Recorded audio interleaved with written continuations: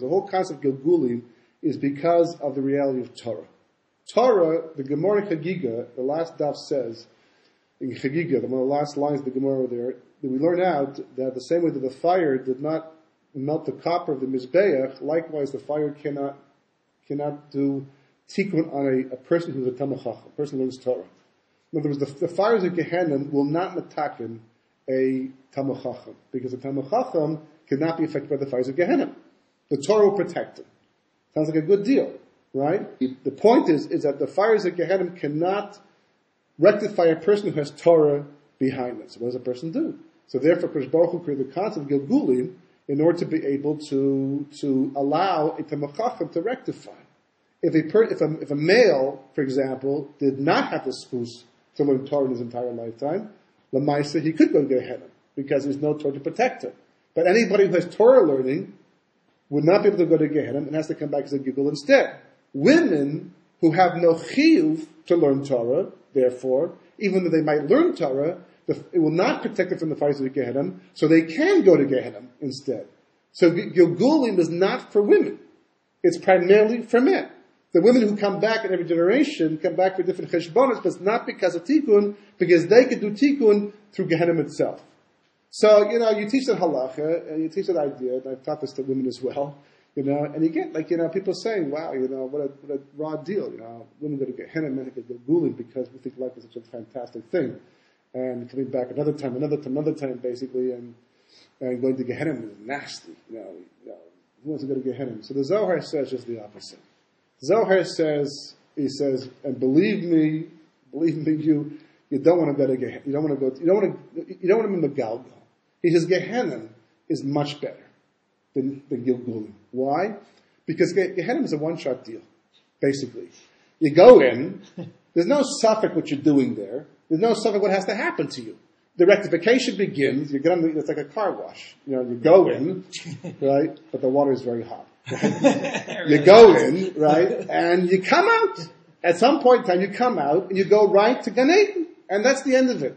He says, but Gilgulim is a whole different story. He says, he brings a mashal. He says, imagine a person who spends his entire life let's say years, planting wheat, grows the wheat, beautiful, beautiful wheat stalks, and says, I'm going to make good money from this wheat over here.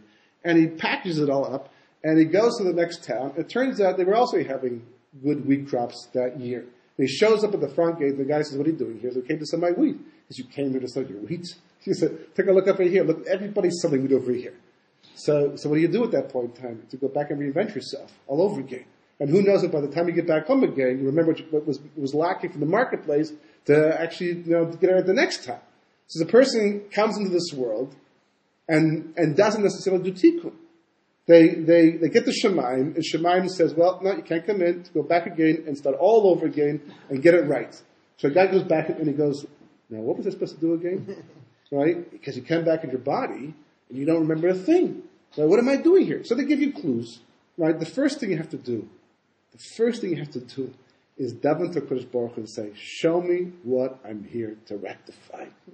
Show me what I'm here to fix up. Right? But over here in chapter 20, right, that he talks about, for example, he ends up by saying that, here's a whole discussion, but he says, Ubezet tavi mashkos, so it's talking about, the whole concept of tikkun. He comes to pasuk, he brings the pasuk, shochet imavasecha, v'kam, right? It's a very famous pasuk from Parshas V'yelech, right? Where Kodesh Baruch Hu says to Moshe Rabbeinu, you're going to die and lie down with your fathers, v'kam ha'am, and the nation will get up and go after the gods of the land. So the Gemara in Yuma says there are 5 psukim we're not clear about pshat.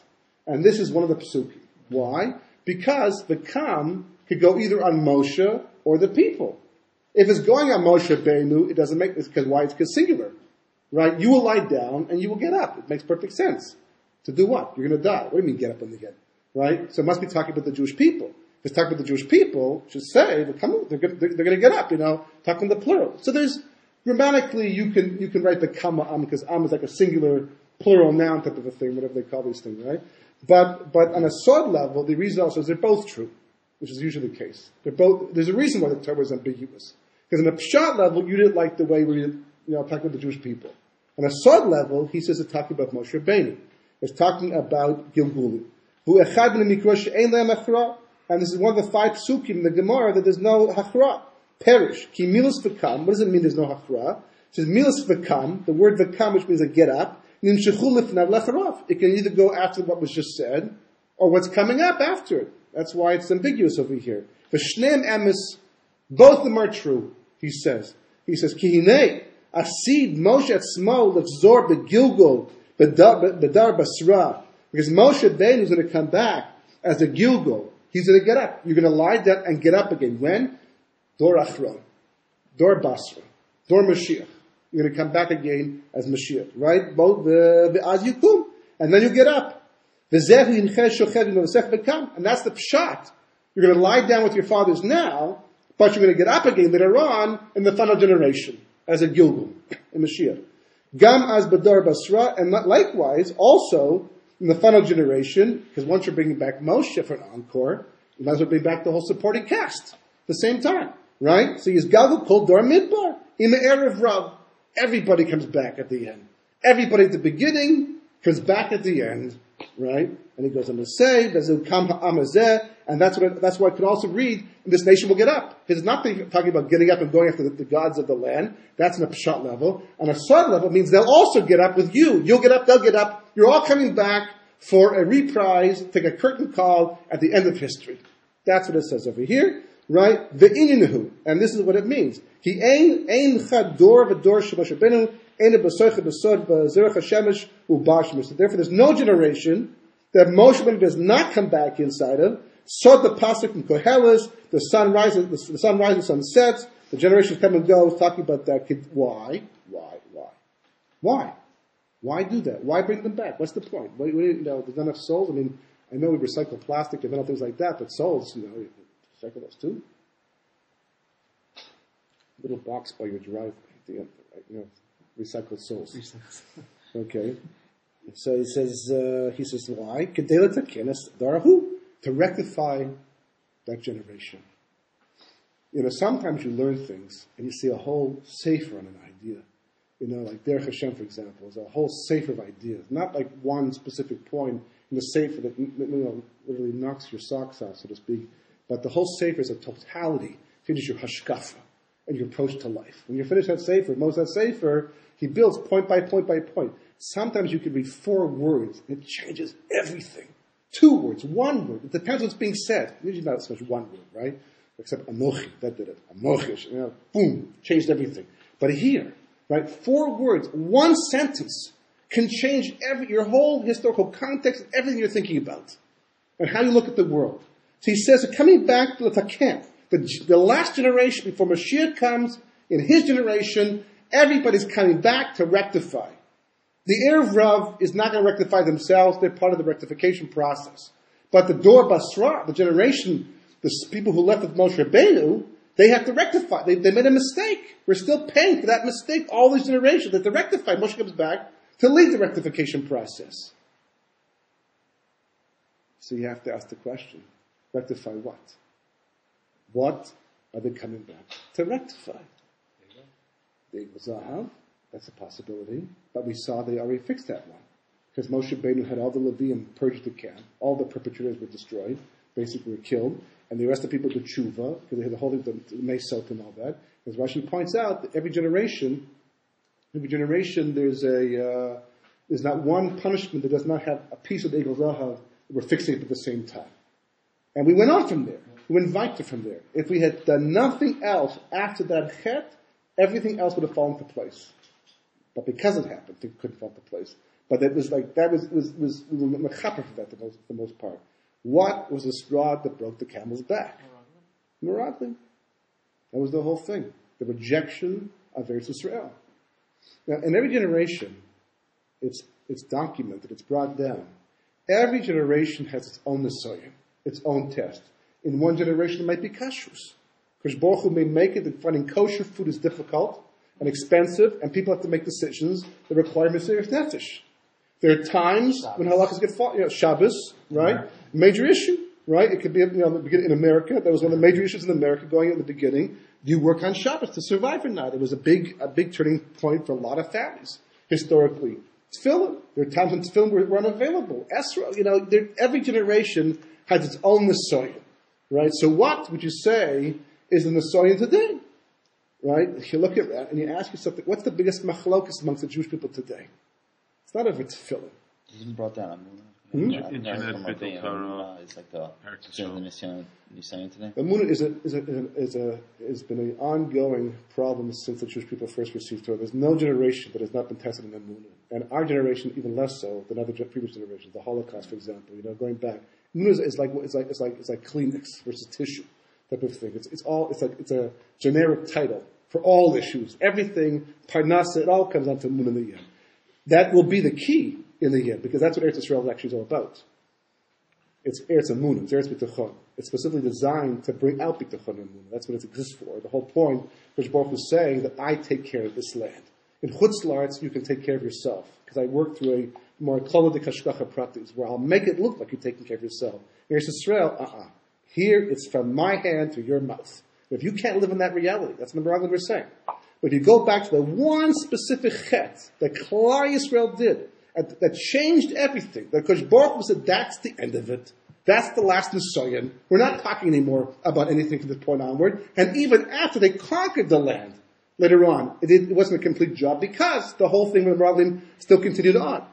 And Rav Elazar Ram says, he's right, anybody who rejects Eretz Yisrael, does not long for it, to live there, he says, is just perpetuating the chet of the Meraglim. And then the Gra has even stronger language than that, but the whole thing.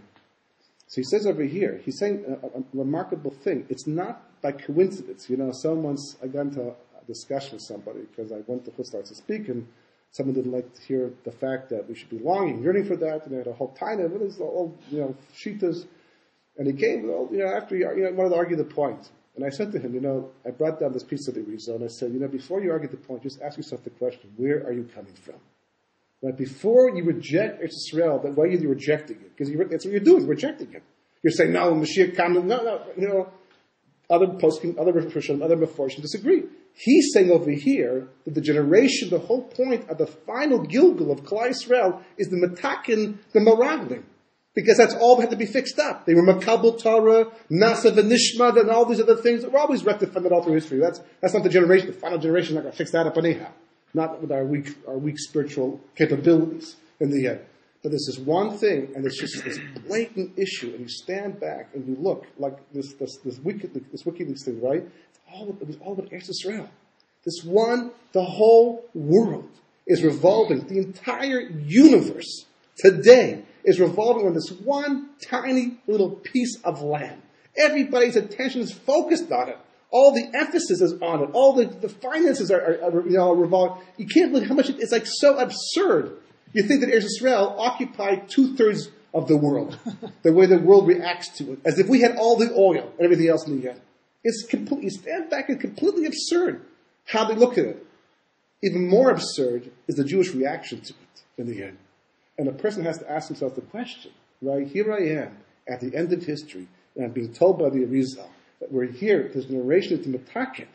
It's the Metakin, the Chet of the Meraglim. It's all got to be fixed up in the end, right? Am I rejecting Eretz Yisrael? But the difference is going to be, and this is very important. This is very important. The same thing is true about getting a job and leaving Kol and things like that.